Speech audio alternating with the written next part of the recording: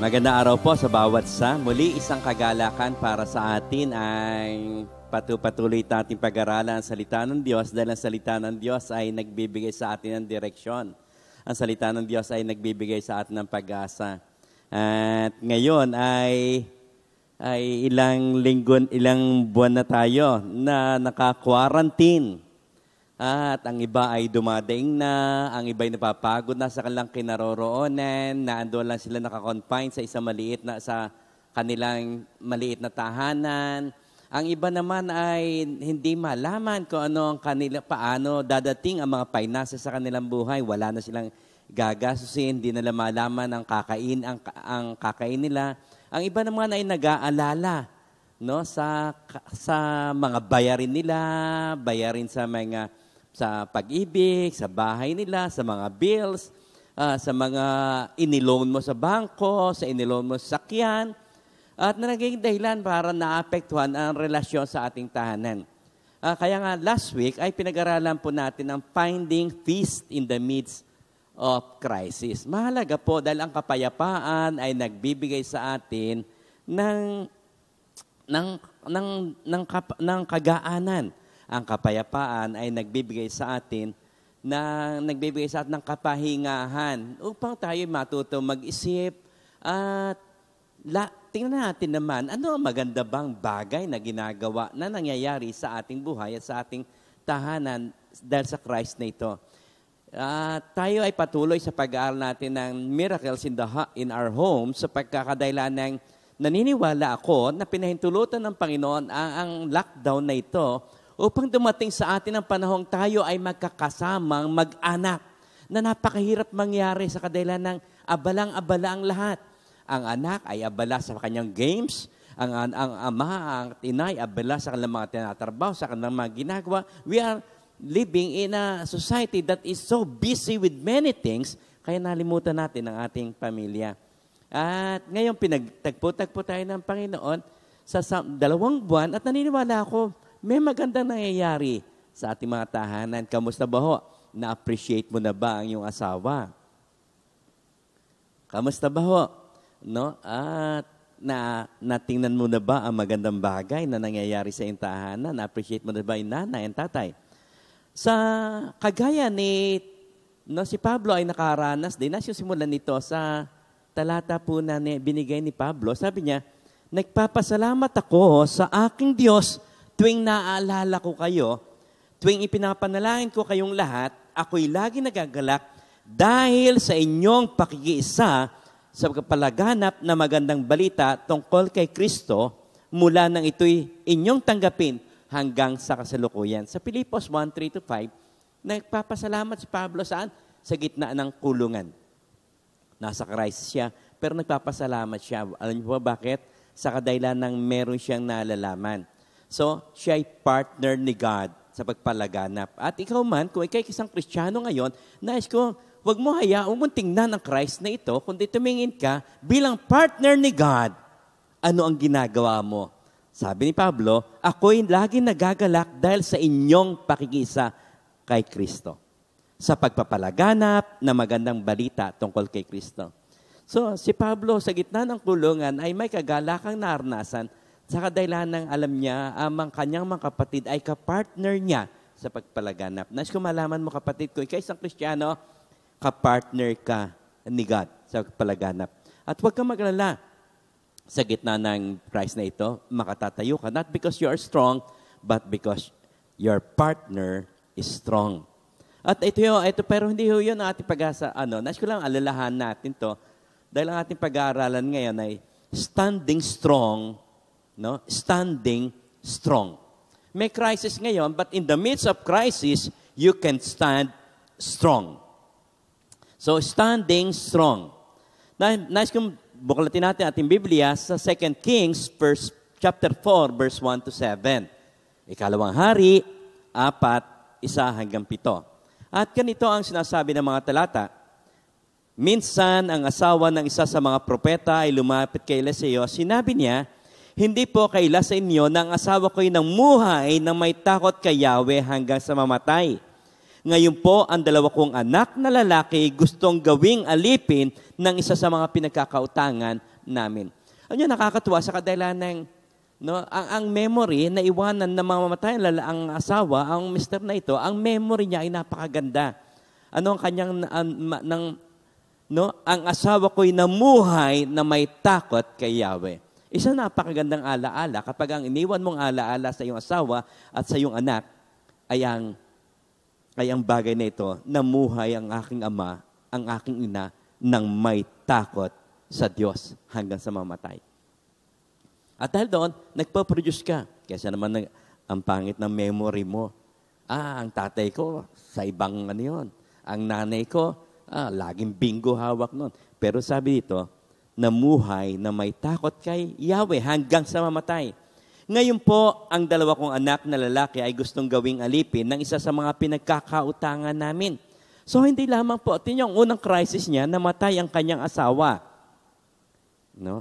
Pangalawang crisis niya, ang dalawa kong anak na lalaki ay gustong gawing alipin ng isa sa mga pinagkakautangan namin.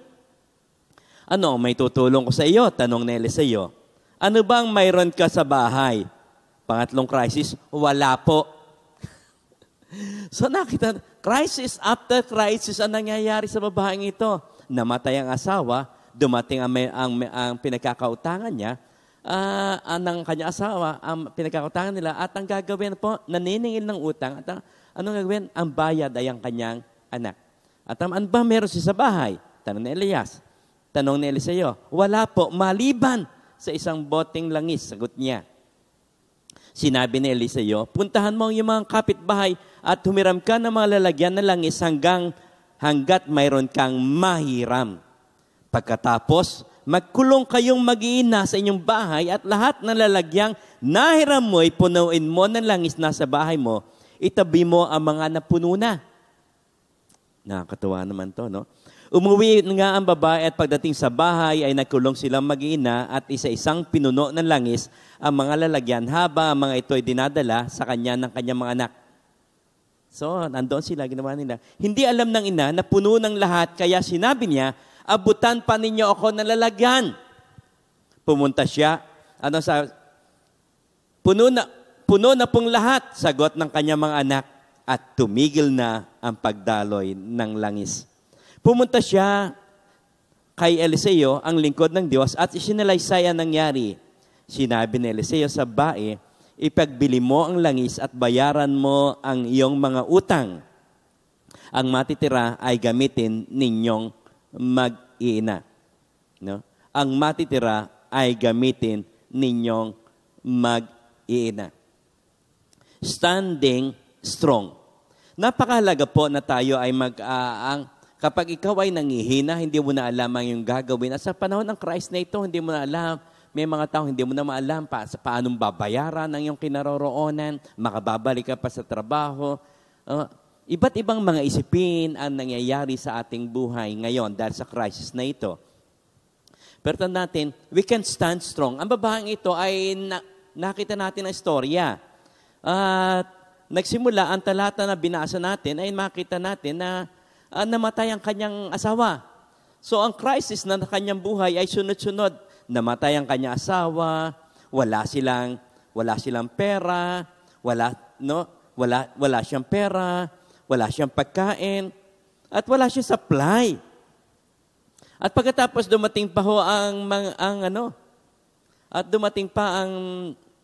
kanyang pinagkakautangan at ang kanyang dalawang anak ang magiging kabayaran. At ang sabi, sa talatang binasa natin, wala na doon sa kanyang bahay, kundi isang konting patak ng langis. At ang sabi niya, wala nga po. Alam niyo, yung kukunti, hindi natin makita. Alam niyo, minsan ngayon makita natin, hindi natin makita ang mga bagay na kakaunti sa ating buhay. Pero pwedeng gumawa ang Panginoon ng kakaiba doon. At dito, ang babaeng ito, ay konting langis lang ang meron niya, at ang lahat ay empty na.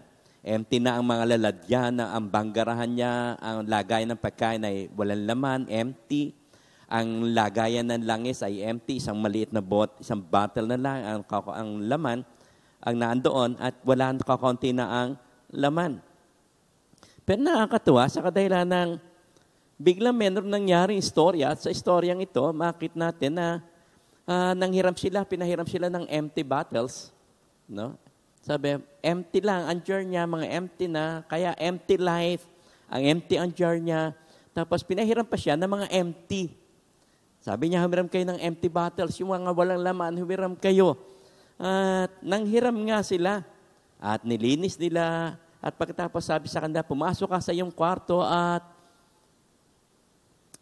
kayong mag-anak. Tapos isalinan nyo ang mga empty bottles na ito. At ginawa nga nila, kinuha na yung pumasok sila sa kwarto at ano ang kanyang ginawa? Yung kanilang jar, yung kanyang salalagyan na mayroong konting langis, kinuha niya ang unang empty bottles na kanilang hiniram at nilagyan niya, sinalinan niya, napuno. Grabe, kinuha niya pangalawa, pangatlo, pangapat, lagi napupuno. No, hindi natin hanggang alam. Hanggang 100 bottle ba siya? At pagkatapos, laging puno. Nais po malaman lang natin dito na ang kaya mo lang punuin ay ang isang empty. God, para din tayo. At alam niyo ba, naalala ko, na kailan tumigil nang wala ng empty. Nang wala ng puno ng lahat, doon lamang tumigil ang pag-agos. No? Doon lamang na mapuno na ang lahat. Nais ko malaman nyo na tayong lahat ay naglilingkod sa isang buhay na Diyos na ang kanyang specialty, no, ay punuin ang mga empty. Alam nyo, ang daming empty lives ngayon.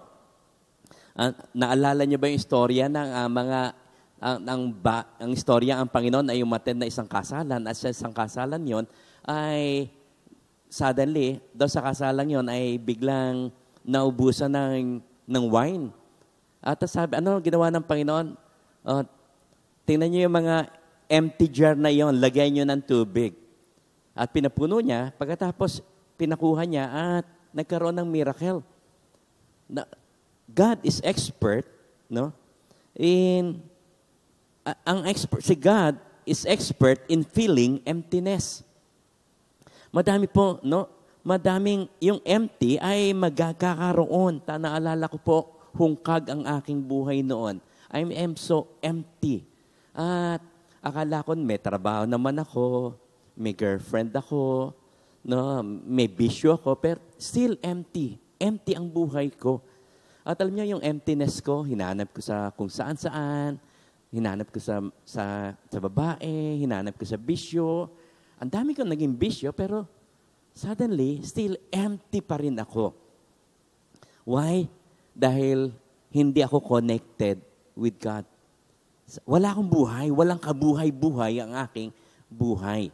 Naalala, kaya sinabi ko, maaring may mga tao ngayon na nagpe-pretend na may buhay sila, but ang totoo, empty siya. Empty ka. Sa oras na ito, mga kapatid, nais ko malaman mo, baka ikaw ay isa sa mga empty na nais ng Panginoon lagyan, kaya inilockdown tayo upang ipakita ng Panginoon ang emptiness ng ating buhay. At habang sabi ng salita ng Diyos, ang salita ng Diyos, my words are spirit and they are life. I am the way, the truth, and the life. No, ang kaya lamang lagyan, punuin ng Panginoon ang isang sasidla na empty. Kung paano ang mga empty jar na kanilang empty bottles na kanilang hinram ay napuno. Pero tumigil lang to nung puno na ang lahat. Kapatid, nais malaman mo sa oras na ito, nais ko lang tingnan natin, mga only empty jars can be filled by the living God. Tayo daw ay jars, of clay, ang ating katawan ay jars of clay. At if we want to be filled ng kapayapaan, ng kasiyahan, ng kagalakan sa mundong ito, then we have to connect with God. Connect. At yun lang pasimula. Connect yourself with God. Kaya nga last week, because God, anong gagawin natin when we connect our lives with God? Ano mangyayari? God will organize our life. Tutulungan niya tayo. Unti-unti umaayos ang ating mga desisyon. Unti-unti na-organize ang paggamit natin ng pera. Na-organize niya. At ano nangyayari din? Nagbabago, no? Yung ating mindset ay nagkakaroon ng pagbabago. Dinidisiplina natin ang ating isipan. Nalalaman natin ngayon ang tama at mali. At ang mali ay ating inire-reject at pinapasok natin kung ano ang tama. And because of that, merong transformation na nangyayari sa iyong buhay. Ano pa nangyayari? Paano nangyari ang pagbabago yan? Because of an intimate relationship with God. At intimacy, remember, without intimacy, magiging empty life ang buhay natin. Empty battles. Pilit natin nilalagyan na kung ano-ano, pero empty pa rin ang ating buhay. At hindi tayo makalalagyan ng Panginoon habang hindi tayo nagbubukas sa Kanya. Nakita mo, emptiness. You're emptied. So may mga bagay sa ating buhay na kailangan nating alisin. No? Dahil yun ang inilagay natin. Intimacy with Christ is poured into a vessel that has been emptied of sin.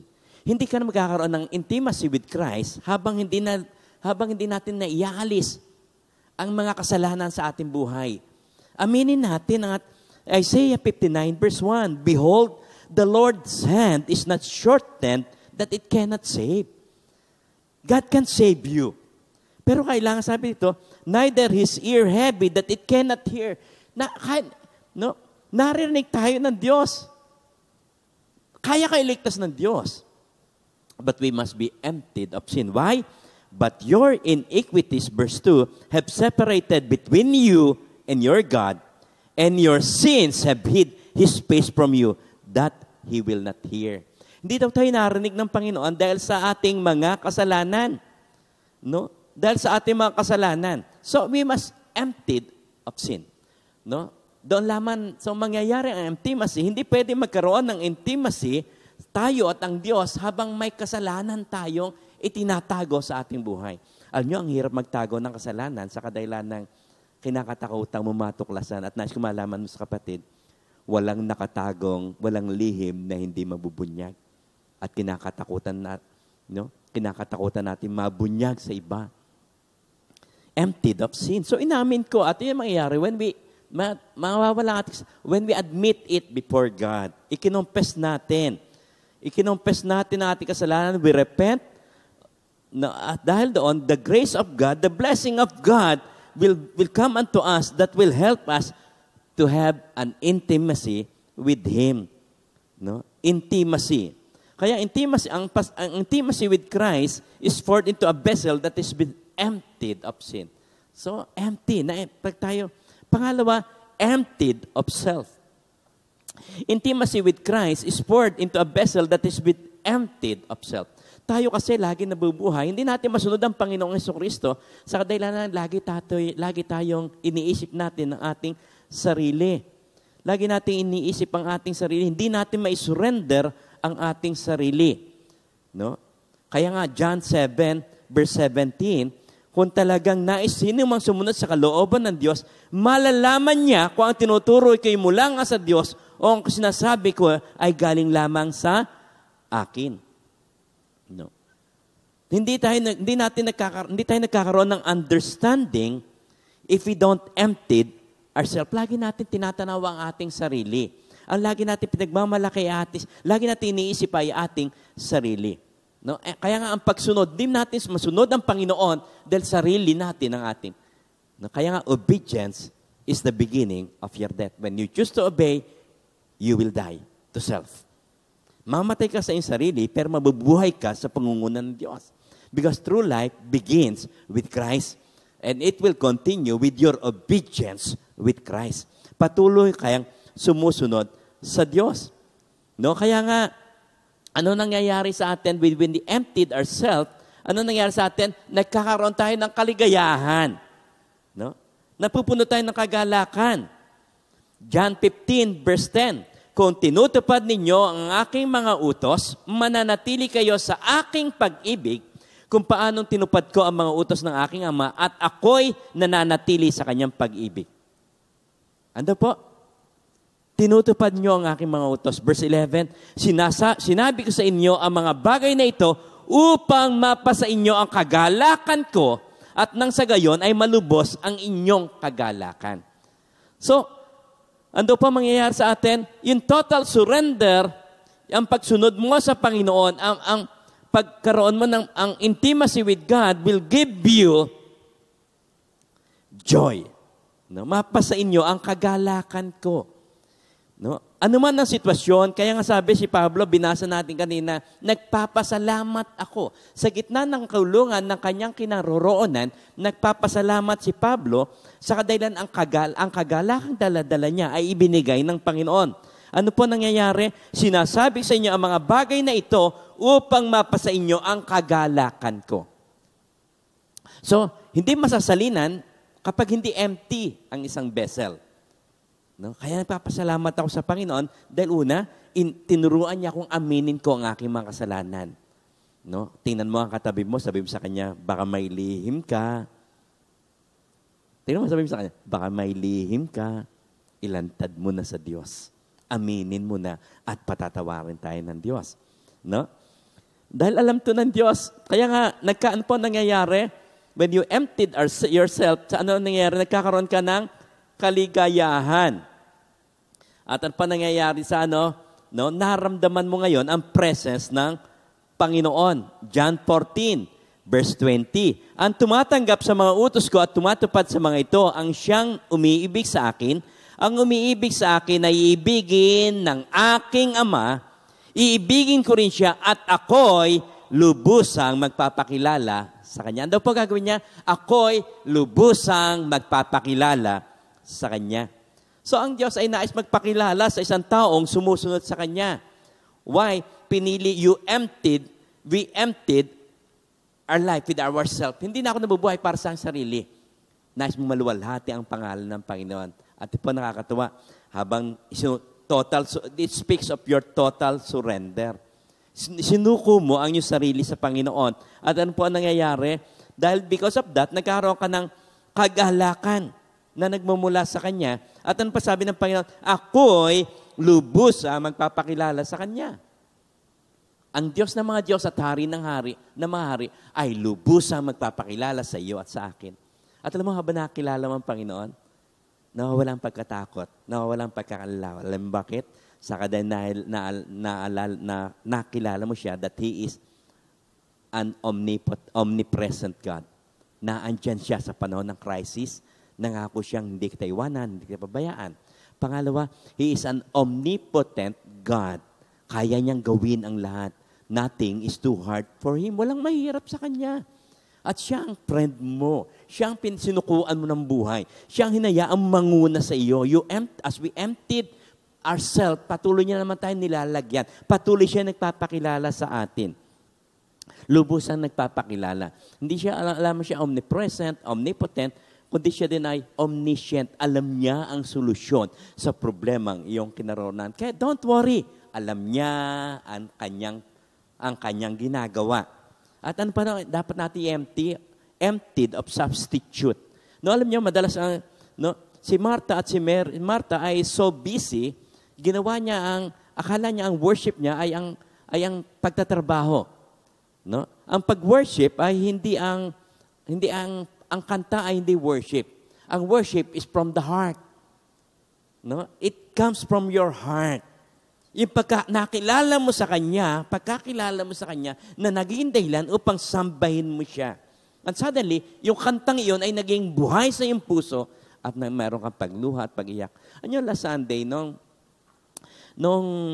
nag-worship tayo ay merong gawain at si JM ay nagpapakanta, suddenly, umiiyak ako.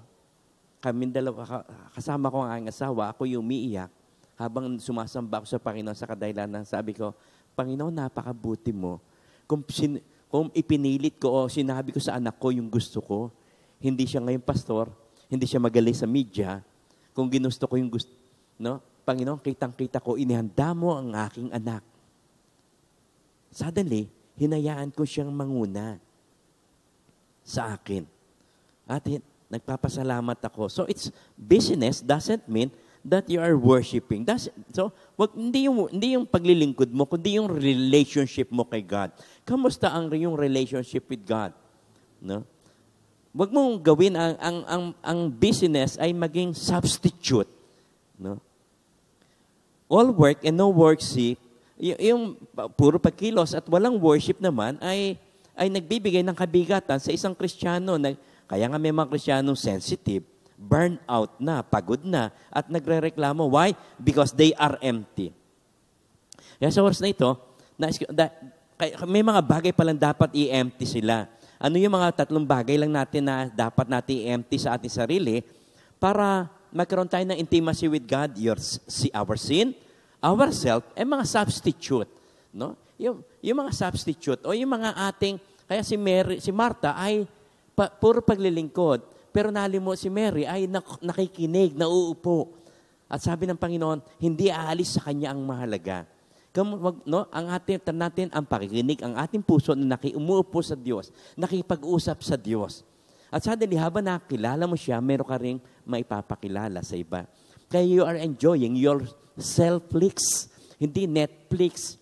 Hindi ka babad sa Netflix, kundi Selflix because you are enjoying what you are doing. You are worshiping God sa iyong buhay. At ito rin yung babae. Ang babae, nakastand strong siya in the midst of adversity. Why? Meron siya nakita. No? Titingnan natin ngayon. Tingnan natin po yon. Kamusta ba ho? Kamusta ang iyong relationship with God? Meron ba kayong intimacy? Meron ba kayong intimacy with God? Kung wala kang intimacy with God, kung mukhang hindi maayos ang relasyon mo kay God, tanong mo, maybe there is a hidden sin. Maybe yung self ang ginagawa mo ay para sa iyong sarili. No? You don't glorify God. No? At pangatlo, maring yung cell life mo rin ay pwedeng substitute mo for your relationship with God. No, relationship must be first. Our first priority in life is to honor God in everything. Kaya love the Lord your God with all your heart, with all your soul, with all your might. Nang buo.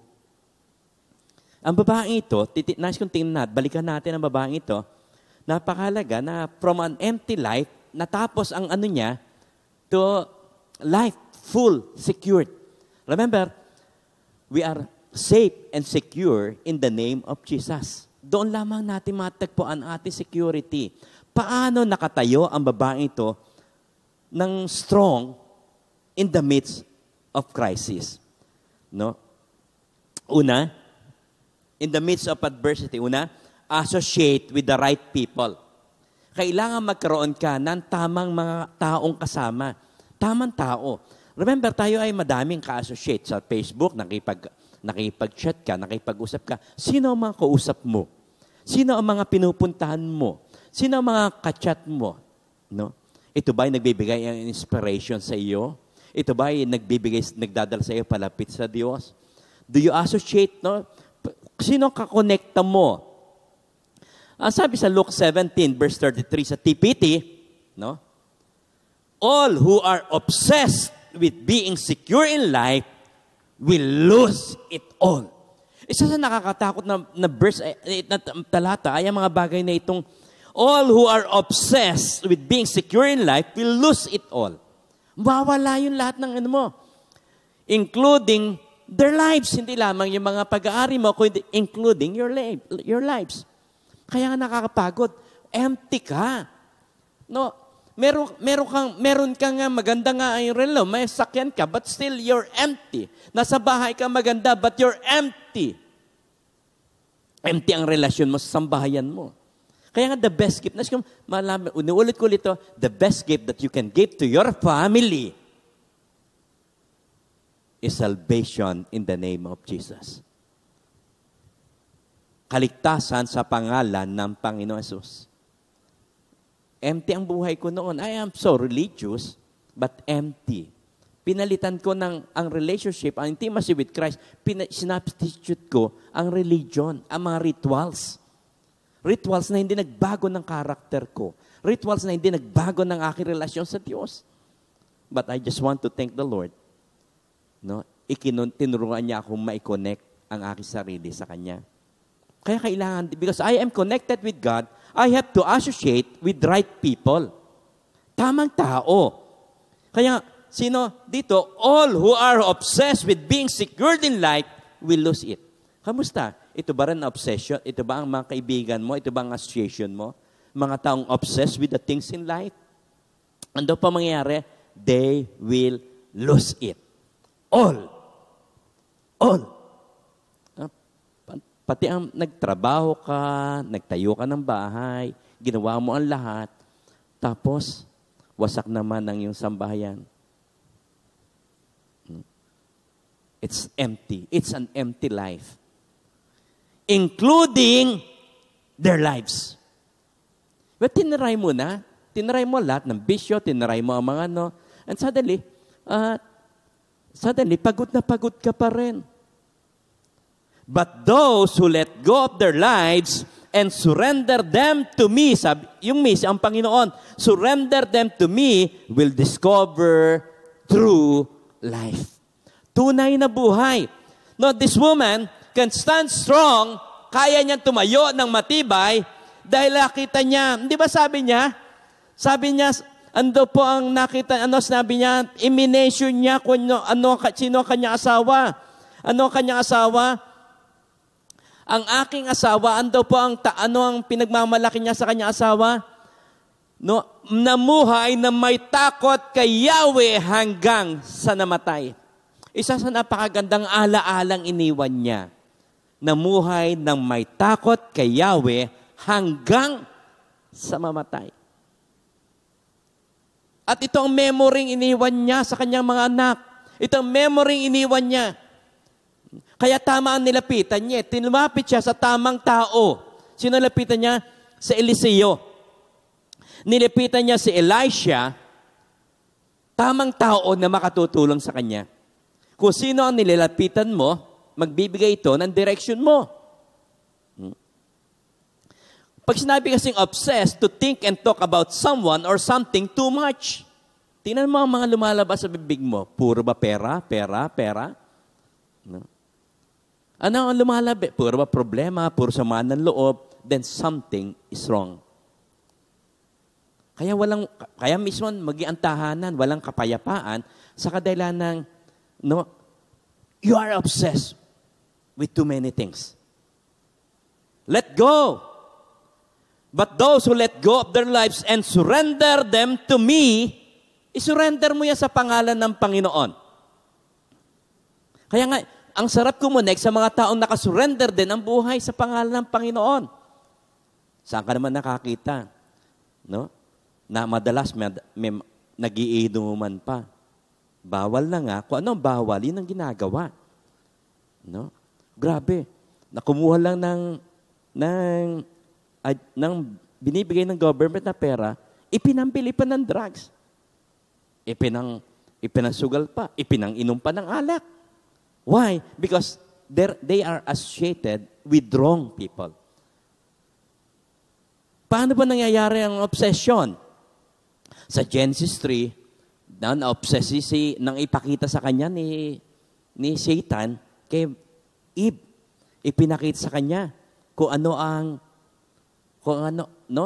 pag kinain mo yung prutas, tinamang prutas, nang makita ni Eva ang prutas, ano na inisip niya, inisip niya siya maging kagaya ng Diyos, kaya siya ay nag-act. Doon nangyayari ang obsession. Kaya ano ang tinitingnan mo? Kung ano ang tinitingnan mo, yun ang isipin mo at yun din ang gagawin mo. Pag tumitingin ka sa Diyos, isipin mo ang kabutihan ng Diyos at sasamba ka sa Diyos and God will show His wonders. Madami yung nasira dahil sa obsession. Remember, your obsession will lead you to will give you direction. Kaya ano nangyayari? Yung pornography leads to fornication and adultery. Wrong association produces vices and addiction. Your obsession will destroy you. Kaya nga may mga broken family, kulang ng pera, nawawasak ang friendship. John 14, Kawikaan 14, verse 12 and 14. May daang matuwid sa tingin ng tao, ngunit kamatayan ang dulo nito. Verse 14, pagbabayaran ng tao ang liko niyang pamuhay, ngunit ang gawa ng matuwid ay gagantimpalaan. Kaya patid piliin mo ang iyong samahan. Ang kausap mo, ang kachat mo. Kamusta? Nakikipag-Netflix ka ba? Kamusta? No? Surrender. Pag sinabi kasi surrender, to give the total control. Kaya surrender to God. brings you under His Lordship that will develop your godly character. Kaya may mga tao nagtataka, bakit siya nagbago? No? Because they are connected to God. People who are connected to God are connected with right people. Associate with right people. Meron silang right atmosphere. Kaya ang babaeng ito, tama ang pinuntahan niya si Elias, si Elisha, no, si Eliseo, sa kadailan ng siya at ang kanyang asawa ay may tinayuan. Kamusta? Mga magulang, kamusta po? Ano ang memory niyo iiwan niyo sa inyong mga anak? Mga anak, ano din naman ang memory iiwan niyo sa inyong mga magulang? Hayaan po nating isa lang maalala nila, ang kapatid ko, ang kuya ko, ang ate ko, ang nanay ko, ang tatay ko, namuhay na may takot sa Diyos. Pangalawa, anong ginamakit na sa babaeng ito? Paano siya stand strong in the midst of adversity? She allowed God to use what she had. Kaya, pangalawa, allow God to use what you have. Ano meron ka sa iyong tahanan? Ano meron ka sa iyong tahanan? Ang tanong ni Elias. Ano meron sa iyong tahanan? At sabi niya, empty. No? Sabi niya, wala po.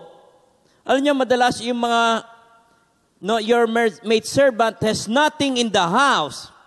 Nothing.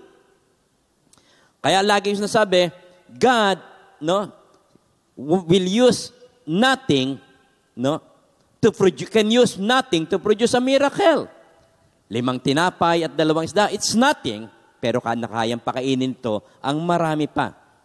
Naniniwala po ako na ang biyaya at pagpapala ng Diyos ay naandoon habang tayo sumusunod sa Kanya at ipinapagamit natin kung ano mayroon tayo.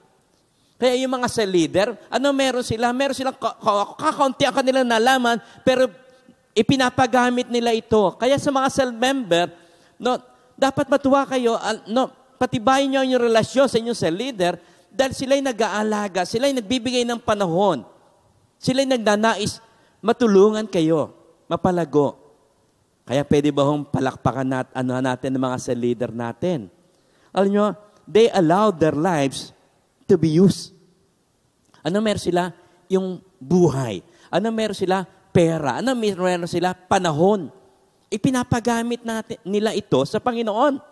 They bring to God what they have. They bring to God what they have. At kaya nga, ang pagsunod sa Diyos, no, pag ginabigay mo sa Diyos ang bagay na meron ka, ito ay bahagi ng pagtitiwala. You are obeying God.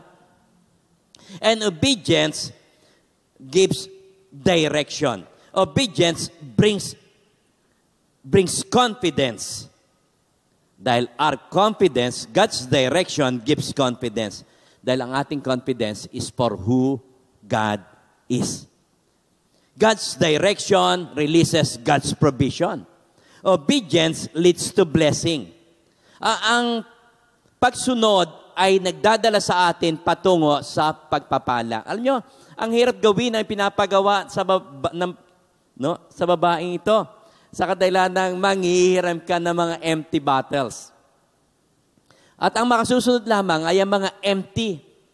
Only empty people can follow God. Kaya nga inaalisan.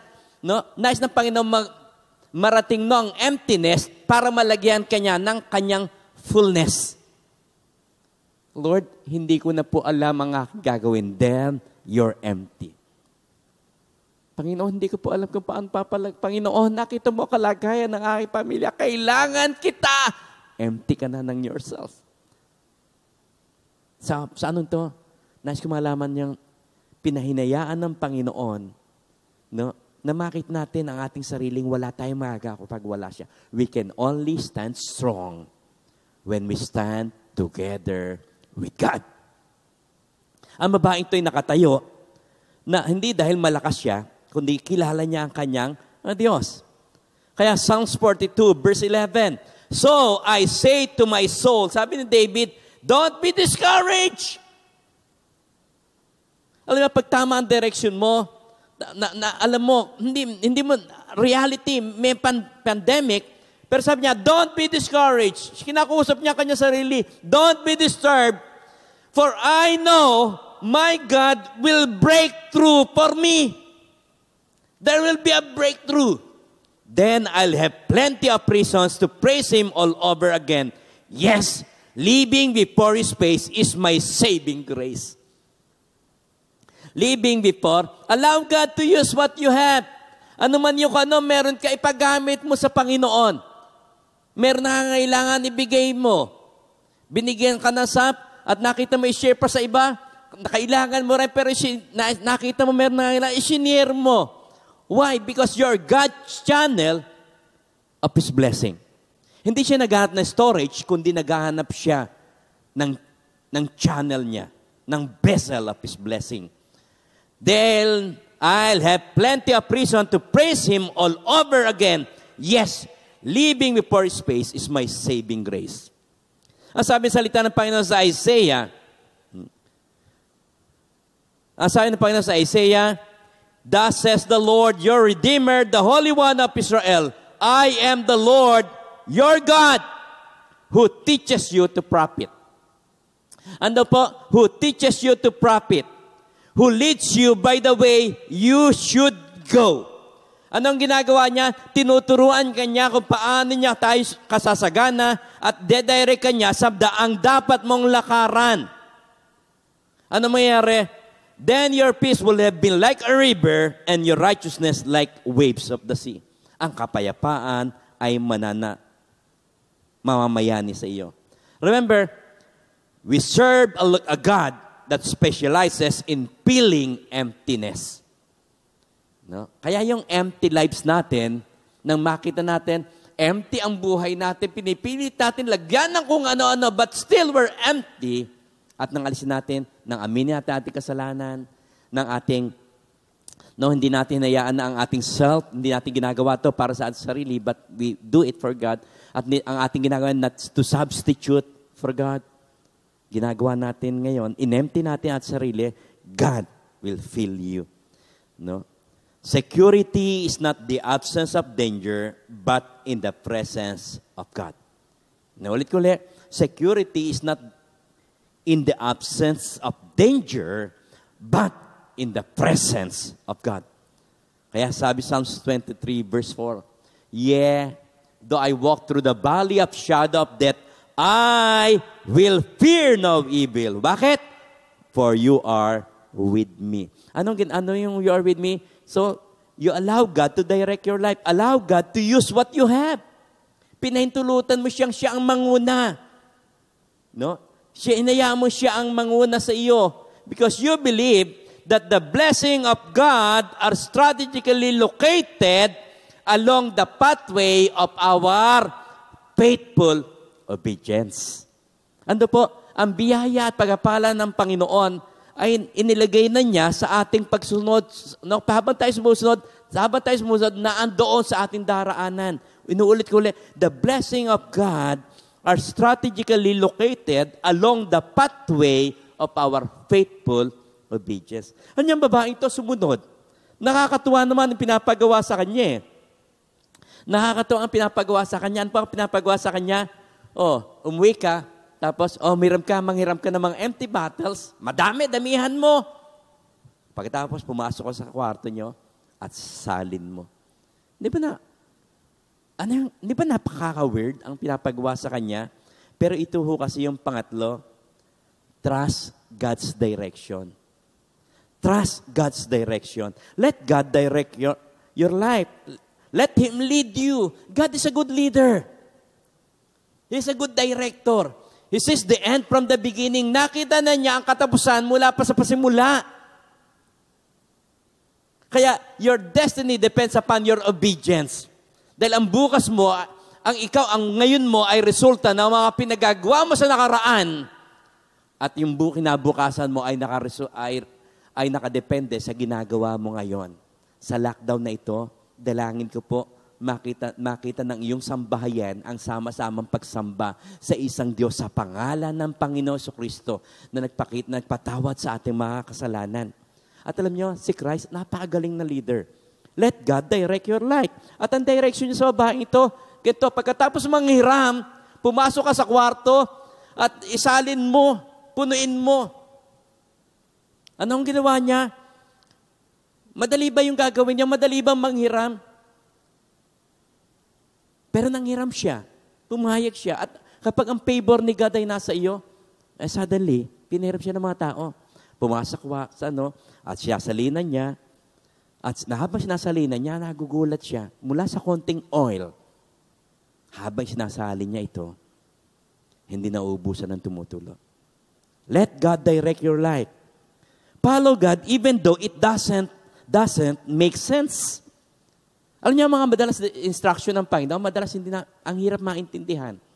Follow God even though it doesn't make sense. Di ba si Naaman? O sabi ng Panginoon kay Naaman, ng Panginoon kay Naaman, Naaman, pumunta ka daw sa Ilog Jordan at lumubog ka. 7 beses ha. Si Naaman ay nagalit. Sabi niya, hindi man lang siya lumapit. Ang ine-expect ko ay ganito ang gagawin kapag ako'y lumapit sa propeta. Alam niyo, si Naaman, meron na siyang ang yabang pa niya. Meron na siyang ketong eh. Magaling pero may ketong. Pero sabi sa kanya, ang iniisip niya, lalapit ang propeta at magdedeklara, ipapatong ang kamay at dedeklara sa pangalan ng Panginoon. Pero hindi niya nakita propeta. Pinasabi lang sa kanya, sa assistant ng propeta, salubungin mo si Naaman at sabihin mo sa kanya. Kaya pag hindi ka sumusunod sa Diyos, nagre-rebelde ka, you're out of direction. You are lost. Pwede siya manatili, mabuhay na may ketong. Pwede kang manatiling wasak ang pamilya mo. Pwede kang manatiling nakababad ka sa games na naapekto ng buhay mo. Puyat ka na, payat ka pa. Pero si Naaman, sabi kay Naaman? Sabi niya buti lang merong tao doon, meron siyang isang associate, isang taong, merong tama. Sabi sa kanya, Naaman, sir, hindi ba kung ano sabihin, at binagawa mo, ba't hindi mo gawin ang pinapagawa niya? Alam mo, ginawa niya. Lumubog siya ng isa, lumubog siya ng 2, at tinitingnan niya, wala pa rin nangyayari. Ando pa rin ang ketong. Lumubog siya ng 3. At pag naahon niya, ganon pa rin. Hindi pa rin nangyayari. Hindi pa rin lumilitaw. Pwede siya tumigil sa 3. Pwede siya tumigil sa 4. Pwede siya tumigil sa 5. Pwede siya tumigil sa 6. At sabihin niya, ayoko na. Walang kasense ang pinapagawa mo. Pero sabi niya, ginawa pa rin ito, 7, at paglabas niya, nakita niya, wala ang ketong, gumaling siya. At sabi niya, naniniwala na ako sa Diyos ng Israel. Anong pinakawalang Panginoon kay Joshua? Ikutan mo ng 7 beses. Paano pababaksakin ang pader na yon? Hindi kayang pabaksakin ni na Joshua yon, pero ang kapangyarihan ng Diyos ay gumagawa at kumikilos sa isang taong sumusunod sa kanyang pinapagawa. It doesn't make sense, pero pinili ni Joshua na maging tanga sa harapan ng mundo. Pero sa harapan ng Diyos, isang sumusunod sa panuntunan niya. At ipinakita ng Diyos ang kanyang kapangyarihan. Bumagsak ang pader. Natin, tatayo ang Diyos sa isang taon tumatayo para sa Kanya. And you can stand strong. This woman stands strong in the midst of adversity dahil pinili niya. She trusts God's direction. She trusts God's direction. Remember, God, kung may mga pinapagawang strange command sa iyo ang Panginoon, remember, God can be trusted. Pwede siya mapagtiwalaan ka. Pangalawa, remember the truth of God's Word. Totoo ang salita ng Diyos. Kaya ngayon, nais niyang basahin natin ang salita niya. Nais ng Diyos na basahin natin ang salita niya because His Word will preserve us. Deuteronomy 6 verse 24. And the Lord commanded us to do all the statutes to fear the Lord our God, for our God always, that He might preserve us alive. Anong ginagawa? No, it will preserve us. The Word of God will preserve us. The Word of God no, will direct our steps. So pangatlo do sa to trust the strange command of God. Kasi may mga strange command eh. Hindi maintindihan eh. Alam niyo po, pinag-resign ako ng Panginoon sa trabaho ko.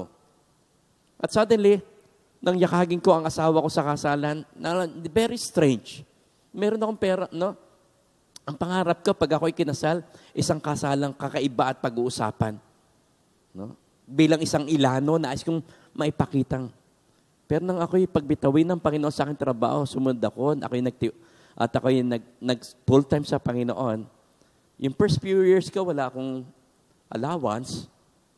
At naubos yung pera ko na itinatabi sa bangko dahil sa trabaho ko. At suddenly, nagkagusto ako sa kay Mining. At nang mahirap lang, pumayag kaya siya sa kasalan. Alam niyo kasi, nais ko kasi maging totoong tao. Alam niyo, habang nakilala mo ang Panginoon, ayaw mo mabuhay sa mag-pretend in life. Totoo ang Diyos ko at nais ko maging totoong tao. Totoo ang salita niya, kaya nais ko rin maging totoo. Kaya sabi ko sa asawa ko, kay Mining noon, nais ko malaman Mining, na lingkod ako ng Panginoon at nais ko malaman mo na sa paglilingkod na ito, nais ko magkaroon ng mga kasama at kung papayag ka, nais ko ikaw yon.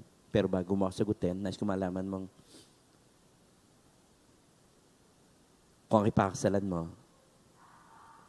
ang ating kasalan ay simple-simple lang. Wala akong ubos na ang pera ko na iipon. Kaya ang ating mga baging pagkain ay hamburger at soft drinks. Para kay Mining, it doesn't make sense. Siya na lamang ang dalaga, kanilang angkan, at ang kanilang angkan ay tumatanaw ng pinakakaiba ang kasalan ni Mining. Dahil ang lahat ay naghahanda. Kaya ko rin naman gawing pagarbuhin eh. Pero gunais ko ay ang salaping kung sino ako, magkano ang pera ko, yun ang gagamitin ko. At sa halagang 3,000, niyakag ko siya kung pakasalan mo ako, Mining, na sumalaman mo. Ito na lang pera ko. At kung payag ka, hamburger at soft drinks. Ano? It doesn't make sense. Wala pang gumagawa nun. Pero ang asawa ko, si Mining ay pumayag. Ang kanyang pangarap ay biglang naglaon lahat at nais niya lamang sumunod. At ngayon po ay na kami, 29 years na kaming kasal. And I'm so blessed to have a wife like her. Remember, no? Si God, madalas, strange commands. So, how to trust the strange commands of God? God can be trusted. Remember the truth of God's word. Remember, God has infinite knowledge. No? Infinite po ang kanyang knowledge at alam niya ang lahat. Kaya pag sumama ka, hindi ko alam. And I just want to thank the Lord dahil ako, ang pangarap ko noon, ang anak ko ay maging doktor. Pero hindi ko sinasabi sa kanya. No? Para maging doktor siya, para one day magpapastor siya na isang doktor. Para pag nag-mission sa China, madali ang doktor. Pero pinili niya ang media, multimedia. And suddenly, kaya nga last week, Sunday, umiiyak ako. Dahil nakita ko kung paano siya pinrepair ng Panginoon. I'm so blessed. Because God has an infinite knowledge. Remember, God has an infinite knowledge. At remember that obedience is how we love our God and Savior. God. Kaya ano po dapat natin gawin? Nais ko lang basahin natin ang talatang ito sa verse 27.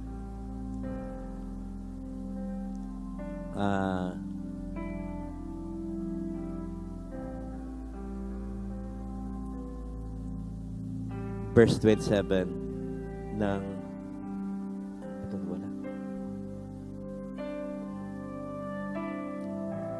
Don't be so concerned about perishable things like food. Spend your energy seeking the eternal life that the Son of Man can give you. For God the Father has given me the seal of His approval. Ano sabi ng Panginoon? Don't be so concerned about perishable things like food. Spend your energy seeking the eternal life that the Son of Man can give you. Obey God's command.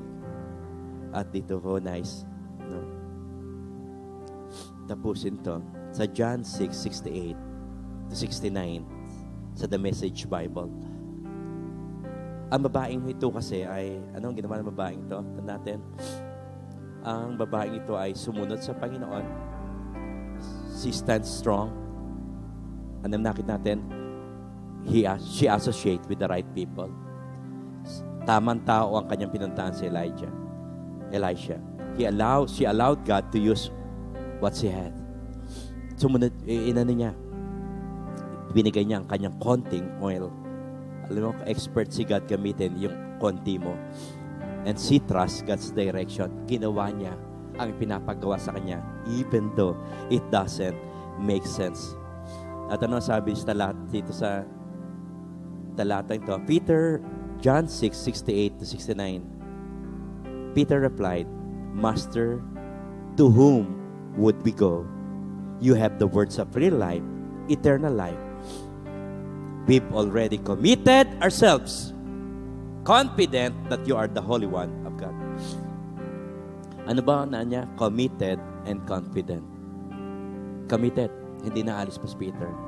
Confident, dahil alam niya, kahit na magulo man ang nangyayari ngayon, hindi man maganda nangyayari ngayon, I am confident. Why? Dahil ang Diyos, alam kong hindi ako iiwanan. Kaya ano pa ang resulta ng buhay ng babaeng ito? At the end of the story, ipagbili mo ang langis at bayaran mo ang iyong mga utang. Pinagpala siya, nakaahon sa buhay, at ang matira ay gamitin niyong mag-iina. Sunod-sunod na crisis. Ang crisis niya, namatay ang kanyang asawa. Ang crisis niya, wala silang ari-arian, wala silang walang empty ang kanilang tahanan. May utang sila, kukunin ng dalawa niyang anak bilang isang alipin. But she stands strong in the midst of adversity, not because she's strong, but because kilala niya ang pinaglingkuran niya ng kanyang asawa, isang buhay na Diyos. Sa oras na ito, nais ko malaman mo, nakita ng Panginoon ang iyong sitwasyon. At kung ikaw ay empty, kayong may bahay ka, may mga adyan, but still you're feeling empty, it's because God wants to touch you. Kung may kasalanan ka, dapat alisin, ibigay mo sa Panginoon. Na huwag kang mabuhay para sa iyong sarili. Huwag kang gumawa substitute lamang sa pagsamba. Kundi, iayos mo ang iyong relasyon sa Kanya. Associate with the right people. Allow God to use what you have. And trust God's direction. At makita mo, miracle will happen in your life.